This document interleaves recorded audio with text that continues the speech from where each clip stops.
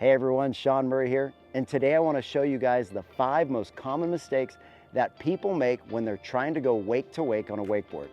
But first, this here is an anchor, and when you try to store this in your boat, it feels like it may do some damage. So I was looking for a solution. I wanted to find an anchor that came in a box, and I found it. This is called the Tri-Anchor by Waves RX. Yep, there's not only an anchor in here, but also a bungee line. I normally like to anchor off the bow eye with these, but I'm going to show you right back here. Hooking it onto the lift ring, and this bungee line goes from 15 feet and will stretch out to 40 feet. This here is the 12-pound Tri-Anchor and does a good job of holding boats that are up to 8,000 pounds, which is most wakeboard and wake surf boats. They have it in 3 sizes. This is the biggest, and this is the smallest, which is great for PWCs. If you guys click the link in the description below, it will take you to wavesrx.com where you can check out the Tri-Anchors and a bunch of different boating accessories that they have. Now be sure to use code Murray to get your discount. Now let's hit the water. So what we're going for is a heel side wake to wake air. Here's left foot forward. And here goes a right foot forward. Getting right into it. The first most common mistake is starting too narrow, okay? Narrow means just starting too close. So can I get wake to wake here? Yes, but it's kind of hard. So if you start here, it doesn't give you enough time to get across. You can, but you gotta get going really hard. So to fix that, go out wider. And once you're out here, don't just stand here and stand here and stand here. Start at the wake. Your wake jump process begins now. You cut out, stop. As soon as you start to go in, now it was wide enough. Now I can get going. And that saves the problem of starting too narrow or starting too close. So this next one is called the turn and burn. That's where people cut out really wide and they think get a lot of speed and hold that through. But that is not what we call the progressive edge. Progressive edge means the closer you get, the harder you cut. So that your hardest cut should actually be going through here. I did a video just on this, the power zone. This is where you should have the most angle, the most edge, then releasing that at the top of the wake. So don't turn and burn, rather cut out, stop cutting, start the natural drift in, cut harder, harder, harder, straight there, then release. That's where you get that really good pop off the wake. My line length right now is 60 feet. The boat speed, I'm guessing, is around 19 miles an hour. This is behind the 2025 X-Star, 23 foot, 0 ballast.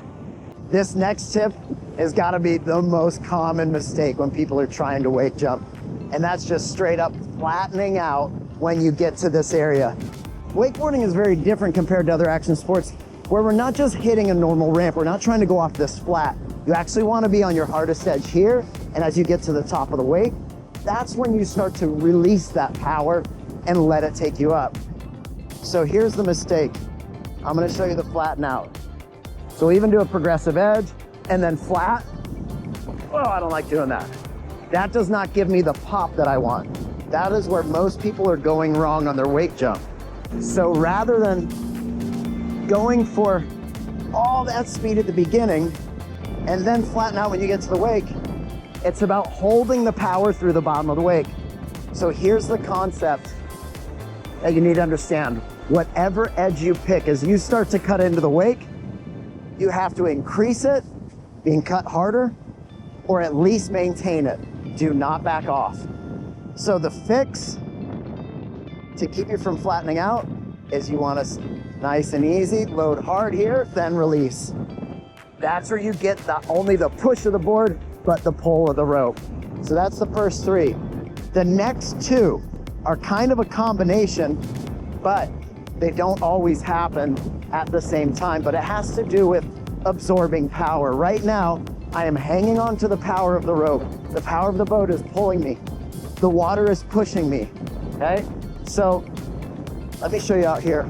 I'm hanging on to a lot of power right now, and the harder I cut, the more I'm feeling this board push into me, the more I'm feeling this rope pull. So the more I do this, the more I'm getting pushed and pulled. If I absorb the push, it looks like this. I've done a whole video on that. If I absorb the pull, it looks like this, okay? It can happen both. Absorbing the push and the pull is this. This is generally when we're in an uh-oh position. So when people jump the wake, they might get a lot of power. You might not turn and burn. You might not flatten out, but I'm gonna show you what it looks like to absorb the push. Still went across. I don't really want to absorb it too much because I don't want to come up short, hit the top of the second wake. But that is absorbing in my legs, okay? Now I'm going to show you absorbing in the pole, but I do not want to do too much of this. I'm staying strong, and then people do that. This is absorbing into the pole. When you absorb this way, you're absorbing the power. So to fix that, you've got to make sure that you stay strong, both in the push and the pull. Staying strong, hold it, don't absorb it. Pull my knees up a little bit, but that's kind of to tabletop the board up a little bit. But if you guys want to go check my channel out, you can see a bunch of different videos on where I talk about these fundamentals, where I talk about stacking up, leaning against the line, letting that rope become your friend, rather than feeling like it's trying to... Almost lost my microphone. Rather than the handle trying to pull you off your feet. Because truly, when you start to learn that the handle should be part of every moment of everything you do on the water, it changes the entire feeling. So let's finish it up with just some fun tricks here real quick. All right, we're gonna do some tricks. A couple flips.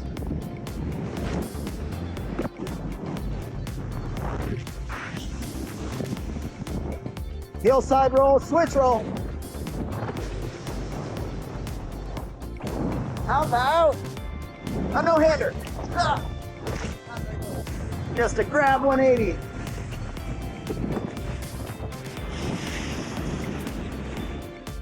Did you know that anchors are going to have a depth to line length ratio, which averages normally about a 5-to-1 or 7-to-1?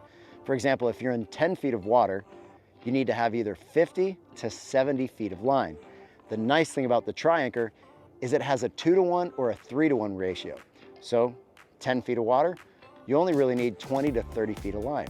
So this bungee line is plenty. So it cleans up beautifully, stows away.